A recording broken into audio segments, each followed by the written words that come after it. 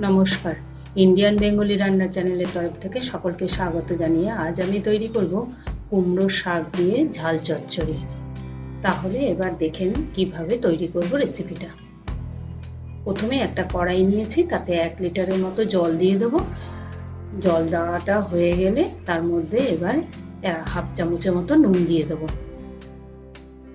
তারপর কুমড়োর ডগাগুলো বেশ ভালো করে ছোট ছোট করে কেটে ফ্রেশ করে ধুয়ে নিয়ে রেখে দিয়েছি অনেকক্ষণ ধরে জলে ভিজিয়ে। তারপর জল থেকে তুলে ওই গরম জলটার মধ্যে আস্তে আস্তে দিয়ে দেবো। একটু ভাপিয়ে নিলে কি হবে, কুমড়ো ডগাটা একটু নরমও হবে আর রান্নাটা করতেও খুব সুবিধা হবে। আর শাকের যে একটা তিতো ভাব জলটা থাকে, সেই জলটা বেরিয়ে গেলে শাকটা মিষ্টি ভাবটা চলে আসবে। এইভাবে এবার জলের মধ্যে শাকটাকে বেশ ভালো করে ডুবিয়ে দিলাম। ডুবিয়ে দিয়ে ঢাকা দিয়ে দেবো মিনিট 5-এর জন্য। এবার লো ফ্লেমেতেই দিয়ে দেবো। এবার 5 মিনিট হয়ে গেছে, ঢাকাটা সরিয়ে নিলাম। সরিয়ে নিয়ে আরেকবার বেশ ভালো করে খুন্তি দিয়ে নাড়াচাড়া করে নেব জলেরটার মধ্যে। জলটা খুব সুন্দর করে ভালোভাবে ফুটছে আর শাকটাও নরম হয়ে বেশ ভালোভাবে জলের মধ্যে ডুবে গেছে। এই শাকটা এখানে 40% মতন সেদ্ধ করে নেব। এখানে একটা টপ সিক্রেট ব্যাপার আছে, শাকটা থেকে গরম জলটা বার করে নিয়ে তারপর একদম ঠান্ডা জলটা দিয়ে দেব শাকটার মধ্যে। তাতে শাকের কালারটা খুব সুন্দর করে সবুজই থেকে যাবে। এরপর জলটা ঠান্ডা দিয়েছি, জলটা এবার ঝরিয়ে রেখে দেব। তারপর একটা ফ্রাই প্যান গরম করতে দিয়েছি, তাতে 4 চামচ সর্ষের তেল দেবো।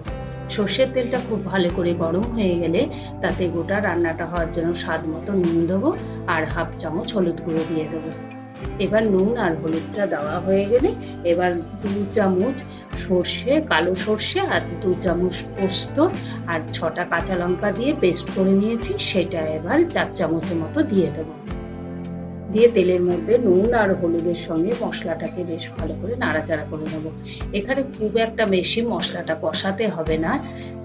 এবার খুন্তি দিয়ে হালকা করে 1 মিনিটের মতো নাড়াচাড়া হয়ে গেলে হাফ চামচের মতো চিনি দেব নুনটাকে অ্যাডজাস্ট করার জন্য। এবার চিনিটা দিয়ে হালকা করে একটু নাড়াচাড়া করে নিলাম। এখানে মশলার পুরোপুরি জলটা শুকোতে হবে না। এরপর মশলা ধোয়া যে জলটা, তার মধ্যে ওই গ্রাইন্ডারে অল্প জল দিয়ে সেই জলটা দিয়ে দেব। তাতে মশলাটা একটু নরমও হয়ে যাবে আর মশলার পরিমাণটাও একটু বেড়ে যাবে।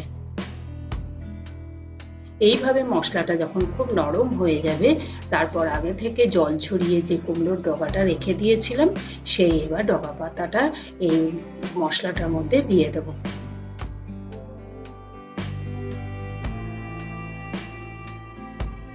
এবার আস্তে আস্তে করে মশলাটার মধ্যে দিয়ে দেব।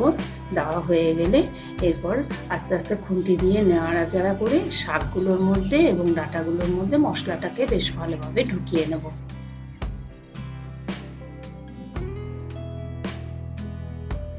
তাতে মশলার রসটা বেশ পুরোপুরি শাকের মধ্যেও বেশ ভালোভাবে ঢুকে যাবে। এইভাবে বেশ ভালো করে শাকটা আর ডগাটা দিয়ে বেশ ভালো করে মিশিয়ে নিলাম।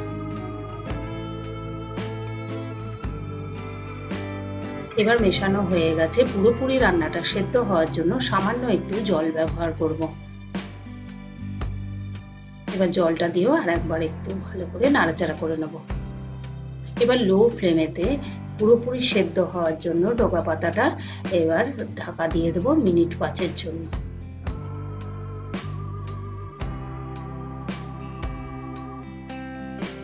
এবার সময় হয়ে গেছে, ঢাকাটা সরিয়ে নিলাম। সরিয়ে নিয়ে ঢাকা ছাড়া অবস্থায় এবার এমনভাবে নাড়াচাড়া করব যাতে জলটা শুকিয়ে যায়, তাহলেই আমাদের রান্নাটা পুরোপুরি তৈরি হয়ে যাবে।